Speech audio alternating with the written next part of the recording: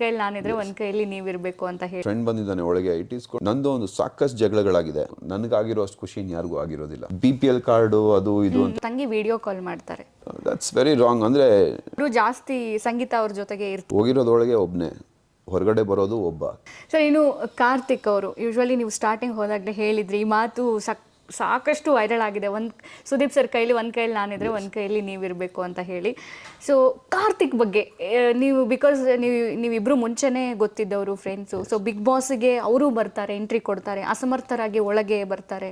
ಆವಾಗ ಏನು ಫೀಲ್ ಆಗ್ತಿತ್ತು ಸರ್ ಕಾರ್ತಿಕ್ ಅವ್ರ ಬಗ್ಗೆ? ನನಗೆ ಕಾರ್ತಿಕ್ನ ಫಸ್ಟ್ ಟೈಮ್ ನೋಡಿದಾಗ ನೈಸ್, ಅಟ್ಲೀಸ್ಟ್ ನೋನ್ ಫೇಸ್, ನನ್ನ ಫ್ರೆಂಡ್ ಬಂದಿದ್ದಾನೆ ಒಳಗೆ, it is gonna be a good journey ಅಂದ್ಕೊಂಡೆ. ಕಾಂಪಿಟೇಷನ್ ಇರುತ್ತೆ, ಮಜಾ ಇರುತ್ತೆ ಅಂತ ಅಂದ್ಕೊಂಡೆ. And that is how it was. Whole journey ಒಂದು ಕಾಂಪಿಟೇಷನ್ ಥರನೂ ನಡೀತು. ನಂದು ಒಂದು ಸಾಕಷ್ಟು ಜಗಳಗಳಾಗಿದೆ. ಅದ್ರ ಬಗ್ಗೆ ಸಾಯಂಕಾಲ ಕೂತ್ಕೊಂಡು ಕಾಫಿ ಕುಡ್ಕೊಂಡು ಮಾತಾಡಿದ್ದೀವಿ. ಗೇಮ್ ಅಂತ ಬಂದಾಗ ಜಗಳ ಆಗೇ ಆಗುತ್ತೆ. ನಿಜ ಸರ್. ಆ್ಯಂಡ್ ಕಾರ್ತಿಕ್ ಗೆದ್ದಿರೋದು ನಿಜವಾಗ್ಲೂ ನನಗಾಗಿರೋ ಅಷ್ಟು ಖುಷಿ ಯಾರಿಗೂ ಆಗಿರೋದಿಲ್ಲ. ಹತ್ತದಿಂದ ನೋಡಿದ್ದೀನಿ, ಅವ್ನ ಸ್ಟ್ರಗಲ್ನ ನೋಡಿದ್ದೀನಿ. ಈಸ್ ಅ ವೆರಿ ಗುಡ್ ಬಾಯ್. ಒಳ್ಳೆ ಕಲಾವಿದ, ಒಳ್ಳೆ ಟ್ಯಾಲೆಂಟ್ ಇದೆ. ಈ ಬಿಗ್ ಬಾಸ್ ಅನ್ನೋ ವೇದಿಕೆ ಅವನು ಒಂದು ಲೈಫ್ಗೆ ಫೌಂಡೇಶನ್ ಹಾಕ್ಕೊಟ್ಟಿದೆ. From here he's gone to take off. ಒಳ್ಳೇದಾಗಲಿ ಅಂತ ಬಯಸ್ತೀನಿ ನಾನು. ಈ ಒಂದಷ್ಟು ಸ್ಟೇಟ್ಮೆಂಟ್ಗಳು ನೋಡಿದೆ, BPL ಕಾರ್ಡು ಅದು ಇದು ಅಂತೆಲ್ಲ ಮಾತಾಡ್ತಾ ಇದ್ದಾರೆ. That is wrong. ಅವನು ಎಲ್ಲೂ ಅದನ್ನು ಪೋಟ್ರೇನೆ ಮಾಡಿಲ್ಲ. ಅಂದರೆ ನನಗೇನು ಇಲ್ಲ, ಇನ್ನೊಂದಿಲ್ಲ, ಮತ್ತೊಂದಿಲ್ಲ, ಮನೆ ಇಲ್ಲ, ಯಾವತ್ತೂ ಹೇಳ್ಕೊಂಡಿಲ್ಲ. ಅಂದರೆ ಅದನ್ನು ಹೇಳ್ಕೊಂಡಿರೋರು ಅಥವಾ ಮಾಡಿರೋರೇ ಗೆಲ್ಲಬೇಕು ಅನ್ನೋ ಹಂಗಿದ್ರೆ. ಇನ್ಸಿಡೆಂಟ್ ಸ್ಟಾರ್ಟ್ ಆಗಿದ್ದು ಅವ್ರ ತಂಗಿ ವಿಡಿಯೋ ಕಾಲ್ ಮಾಡ್ತಾರೆ. ಎಸ್, ಮಾಡಿದಾಗ ಅವರು ಹಳ್ಳಿ ಮನೆಯಲ್ಲಿ ಇರ್ತಾರೆ. ಹಳ್ಳಿ ಮನೆಯಿಂದ ಅಜ್ಜನ ಮನೆ, ಅಜ್ಜಿ ಮನೆ ಅಂದರೆ ಅಫ್ಕೋರ್ಸ್ ಅವ್ರು ಕಟ್ಟಿದ ಮನೆ ತುಂಬ ಹಳೇದಾಗಿರುತ್ತೆ. ಅದು 150 ವರ್ಷ, ಅದಕ್ಕೆ ಹಿಸ್ಟ್ರಿನೇ ಇರುತ್ತೆ. ಆ ಮನೆಯಿಂದ ನೋಡಿದ ಮೇಲೆ ಈ ಮಾತು ಶುರುವಾಗಿತ್ತು. That's very wrong. ಅಂದರೆ ನಮ್ಮದು ಹಳ್ಳಿಗಳಲ್ಲಿ ಮನೆಗಳಿದೆ, ಎಲ್ಲ ಆ ರೀತಿಯೇ ಇರೋದು. ಅಂದರೆ ಬ್ಯಾಂಗ್ಳೂರ್ನಲ್ಲಿ ಇರೋ ಸಿಸ್ಟಮೇ ಬೇರೆ, ಹಳ್ಳಿ ಅಂದಾಗ ಅದೊಂದು ಸಿಸ್ಟಮೇ ಬೇರೆ. ಹಾಗನ್ಬಿಟ್ಟು ಬಡವ ಅವನು ಇನ್ನೊಂದು ಅಂತ ಅವ್ನು ಎಲ್ಲೂ ಹೇಳ್ಕೊಂಡಿಲ್ಲ. ಅವನ ಸಾಮರ್ಥ್ಯದ ಮೇಲೆ ಅವನು ಆಡಿ ಗೆದ್ದಿರೋ ಅಂಥ ಒಂದು ಕಾಂಪಿಟೇಷನ್ ಇದು. ಅಗೇನ್ ಅವನಿಗೂ ಅಷ್ಟೇ ಪ್ರೀತಿ ಸಿಗ್ತಾ ಇದೆ, ಅಷ್ಟೇ ಜನ ಫ್ಯಾನ್ ಫಾಲೋಯಿಂಗ್ಸ್ ಇದ್ದಾರೆ. ಏನಾದರೂ ನಾನು ಬಡವ, ನನ್ನನ್ನು ಗೆಲ್ಸಿ ಅಂತ ಎಲ್ಲಾದರೂ ಒಂದು ಕಡೆ ಅವನು ಹೇಳ್ಕೊಂಡಿದ್ದರೆ ಬೇರೆ ರೀತಿ ಹೋಗಿರೋದು.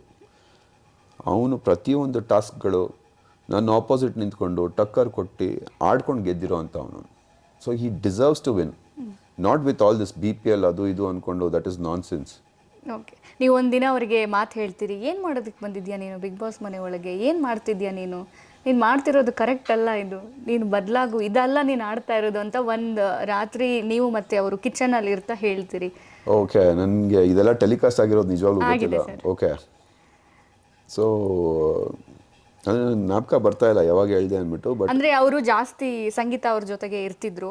ಸೊ ಅವ್ರಿಗೇನಾದರೂ ಪೇನ್ ಆದಾಗ, ಅವ್ರ ಮಧ್ಯೆ ಜಗಳ ಆದಾಗ ಅವ್ರಿಗೆ ಸಪೋರ್ಟ್ ಮಾಡ್ತಾ ಇದ್ದಂಥ ಟೈಮಲ್ಲಿ ಆ ಒಂದು ಗೇಮ್ಸಲ್ಲಿ ಸ್ಟಾರ್ಟಿಂಗ್ ಒಂದು 50 ಡೇಸ್ ಆ ಟೈಮಲ್ಲಿ ನೀವು ಅವಾಗ ಒಂದು night last moment cup wash ಮಾಡುವಾಗೇನೋ ಹೇಳ್ತೀರಿ ನೀವು, ಕಾರ್ತಿಕ್ ಅಲ್ಲೇ ಇರ್ತಾರೆ, ಏನು ಮಾಡ್ತಾ ಇದೆಯಾ ನೀನು, ಇದೆಲ್ಲ ನೀನು ಆಡ್ತಾ ಇರೋದು, ಬಿಗ್ ಬಾಸ್ಗೆ ಏನಕ್ಕೆ ಬಂದಿದ್ಯಾ ನೀನು? Like I know him. ಅವನು ಏನು ಅಂತ ನನಗೆ ಗೊತ್ತು. ಅವನು ಒಂಟಿಯಾಗಿ ಆಡಿ, ಅಂದರೆ ನನ್ನ ಮೈಂಡ್ ಸೆಟ್ ಇದ್ದಿದ್ದು ಅದೇ.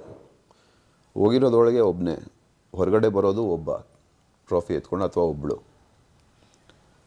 ಆ ಸಿಂಗಲ್ ಗೇಮ್, ಸೋಲೋ ಗೇಮ್ ಆಡ್ಕೊಂಡು ಹೋಗೋದು ನನ್ನ ಮೈಂಡ್ ಸೆಟ್ನಲ್ಲಿ ಇದ್ದಿದ್ದು. ನಾನು ಅವನಿಗೆ ಕ್ವೆಶ್ಚನ್ ಮಾಡ್ತಿದ್ದೆ, ಇವರೆಲ್ಲ ಯಾರು ಬೇಡ ನಿನಗೆ, ಏನು ಮಾಡ್ತಿದ್ಯಾ ಇಲ್ಲಿ, ಗೆಲ್ಲೋದಕ್ಕೆ ಬಂದಿದ್ಯಾ, ಅದ್ರ ಮೇಲೆ ಕಾನ್ಸಂಟ್ರೇಟ್ ಮಾಡು, ಆ ಆಟಗಳಾಡು. ಈ ಫ್ರೆಂಡ್ಶಿಪ್ ಇದು ಇನ್ನೊಂದು ಮತ್ತೊಂದು ಏನು ಹೊರಗಡೆ ಬೇರೆ ಥರ ಕಾಣಿಸ್ಬಹುದು, ಫ್ಯಾಮ್ಲೀಸ್ಗೆ ಬೇರೆ ಥರ ಹೋಗ್ಬೋದು, ಅಥವಾ ನೋಡೋರ ಅಪ್ರೋಚ್ ಬೇರೆ ಥರ ಇರ್ಬೋದು. So just concentrate on your game ಅನ್ನೋ ರೀತಿಯಲ್ಲಿ ಅವನಿಗೆ ಸಜೆಸ್ಟ್ ಮಾಡ್ತಿದ್ದೆ ಅಷ್ಟೇ. ಓಕೆ.